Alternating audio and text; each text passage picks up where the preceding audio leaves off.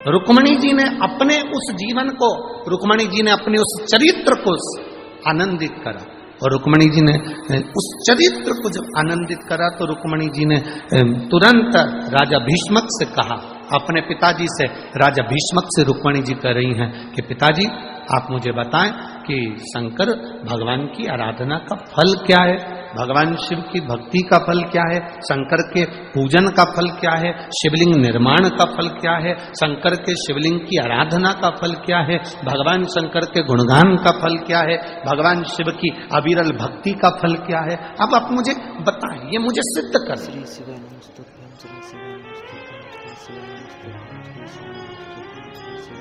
राजा भीष्मक ने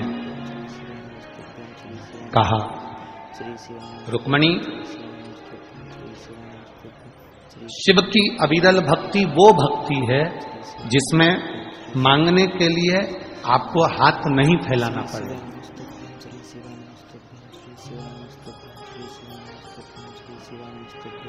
सारी समस्या का हल एक लोटा, सब कुछ मिल सकता है, सब कुछ। दुनिया का ऐसा कोई कार्य नहीं, दुनिया का ऐसा कोई बाबू नहीं, गला पकड़ रहा है, परसों जैसा कल जैसा कर दो साउंड को।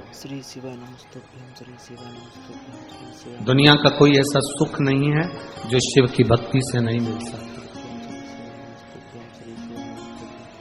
जो भगवान शंकर की भक्ति से प्राप्त नहीं हो सकता, दुनिया का ऐसा कोई कार्य नहीं। मेरे राम जी महाराज जब लंका पर चढ़ाई करने के लिए जाते हैं तो शंकर भगवान के शिवलिंग की स्थापना, रामेश्वर धाम की स्थापना करते हैं। मेरे भगवान कृष्ण रुक्मणी जी के साथ बैठकर भगवान कृष्ण की अविरल भक्ति को धारण करते हैं। शिव के बिना सब अधूरे। रुक्मणी जी ने कहा तो क्या सब कुछ शिव की भक्ति से मिल सकता? क्यों नहीं मिलेगा? करो भगवान शंकर की भक्ति। ऐसा दुनिया में कौन सा कार्य है जो शंकर की भक्ति के बिना, शंकर की भक्ति से नहीं मिलता? करो शिव आराधना। रुक्मणी जी 6 वर्ष की अवस्था में रुक्मणी जी कौंडल्यपुर से पैदल चलकर वन क्षेत्र में पहुंच गए। पैदल चलकर वन क्षेत्र में पहुंचे और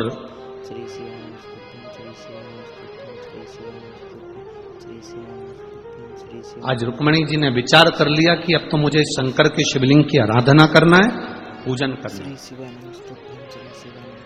स्कंद पुराण में विदर्भ के अम्बेश्वर मंदिर का वर्णन आता है, अम्बेश्वर शिवलिंग का।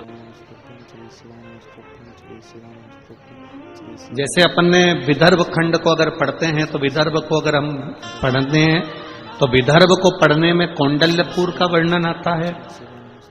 आपको कुंडेश्वर महादेव का वर्णन अपन ने स्मरण किया। फिर अपन ने कथा में तपवनेश्वर महादेव का स्मरण करा। उसी तरह तीसरा जो वर्णन आया है अम्बेश्वर महादेव, जहां पर माता रुक्मणी स्वयं वन क्षेत्र में आ गई। कौंडल्यपुर को छोड़कर मां दौड़ती स्मरण करती अपनी सखियों के साथ वन क्षेत्र में पहुंच गई।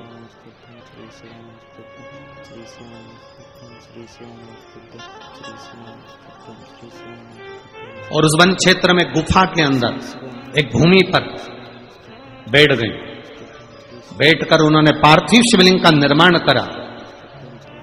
नेत्र बंद कर केवल पार्थिव शिवलिंग का निर्माण करा। ना उस पे जल चढ़ाया, ना बेलपत्र चढ़ाई, ना फूल चढ़ाया, ना दूध चढ़ाया, ना कोई फल चढ़ाया। केवल शिवलिंग का निर्माण कर माता रुक्मणी जी बैठ गई। 6 वर्ष की अवस्था है, मात्र 6 वर्ष।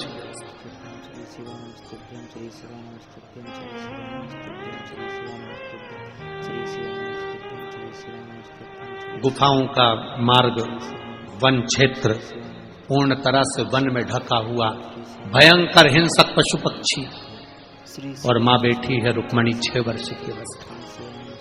जैसे माता पार्वती जी ने तप किया था शिव जी को प्राप्त करने के लिए, रुक्मणी जी ने तप किया भगवान कृष्ण को प्राप्त करने के लिए, और वो भी शंकर का तत्व,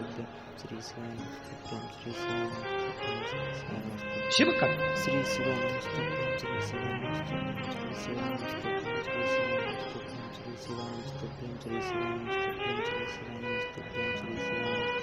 पिता विदर्भराज को मालूम पड़ा, राजा भीष्मक को मालूम पड़ा मेरी बेटी घर से गई है, सखियों के साथ वन क्षेत्र में गई है, ढूंढने के लिए निकल गए। विदर्भ की पूरी भूमि पर अपनी बेटी रुक्मणी को ढूंढने के लिए राजा भीष्मक ने अपने द्वार से द्वारपालों को भेज दिया, गुप्तचरों को भेज दिया, रुक्मणी को देखो कहां गई, रुक्मणी गई कहां है, जरा पता करो, देख कर आओ। पूरा विदर्भ छाना, विदर्भ के जहां विराम हो रहा था उस स्थान पर, वो कहते हैं भूमि का स्मरण अगर करेंगे अम्बेश्वर महादेव का, तो मोर्शी के पास में सालबर्डी,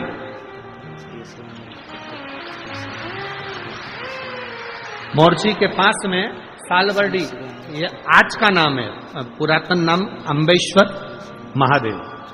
पुराना अगर स्मरण करेंगे तो वहां मोर्शी में ही पड़ेगा ना, मोर्शी के अंतर्गत ही आएगा। और जहां सालबर्डी आप लोग कहते हो, छोटा महादेव कहते हो, बड़ा महादेव कहते हो, जो भी कहते हो आपकी भाषा में, पर हमारी भाषा में अम्बेश्वर महादेव।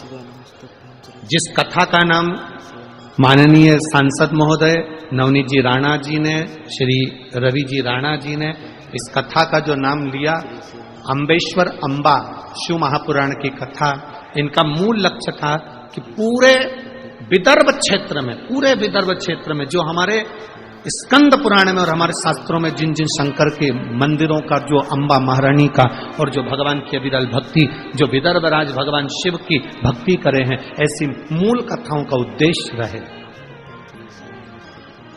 और मैं माननीय नवनीत जी राणा जी को धन्यवाद दूंगा, रवि जी राणा जी को धन्यवाद दूंगा कि ये केवल तपोवनेश्वर, कोंडेश्वर, अंबा मां, कौंडल्यपुर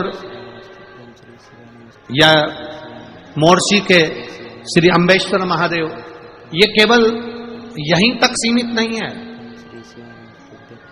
हमारे बीच में अयोध्या से, अवध भूमि से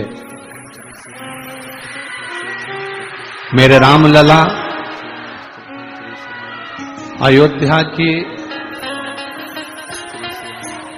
मेरे रामलला अयोध्या के जिस टेंट में रहते थे, उस टेंट में पूरा जीवन जिन्होंने रामलला की सेवा में और उनकी आराधना में, पूजन में लगाया, ऐसे परम पूज्य संत शिरोमणि पधारे हैं। एक बार जोरदार ताली बजाकर उनका स्वागत।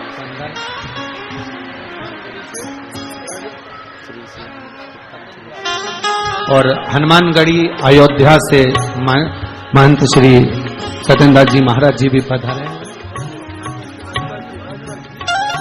हनुमानगढ़ी से श्री राजूदास जी महाराज जी पधारे हुए हैं। एक बार जोरदार ताली। हमारे बीच में परम पूज्य संत शिरोमणि सत्येंद्र जी महाराज जी पधारे हैं। एक बार जोरदार ताली बजा।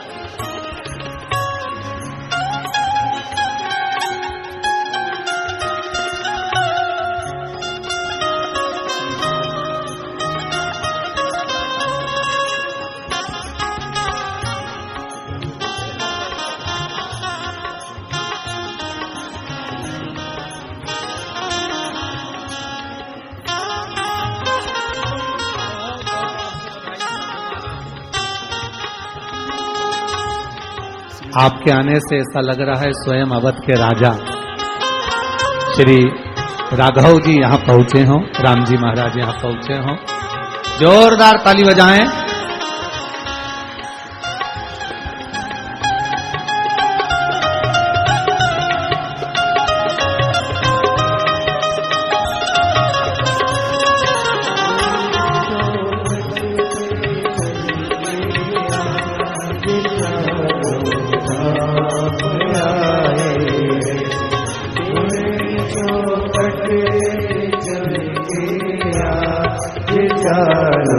चालो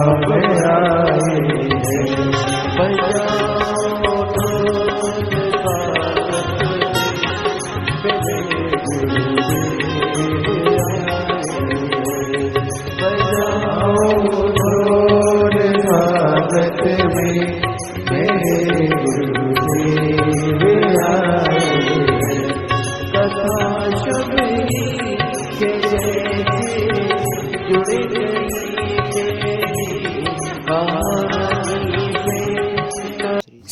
शिवाय नमस्तुभ्यम। मेरे प्यारे भक्तों, आप पंडित प्रदीप मिश्रा जी द्वारा दिए गए उपायों को अपने जीवन में अपनाकर खुशहाली पा सकते हैं और अपने रोग कष्ट को दूर कर सकते हैं।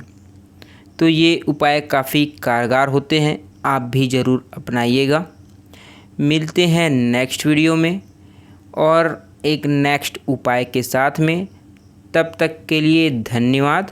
वीडियो पसंद आए तो चैनल को सब्सक्राइब ज़रूर करिएगा और जी हाँ, वीडियो को लाइक ज़रूर करिएगा। इससे हमें एक मोटिवेशन ज़रूर मिलता है।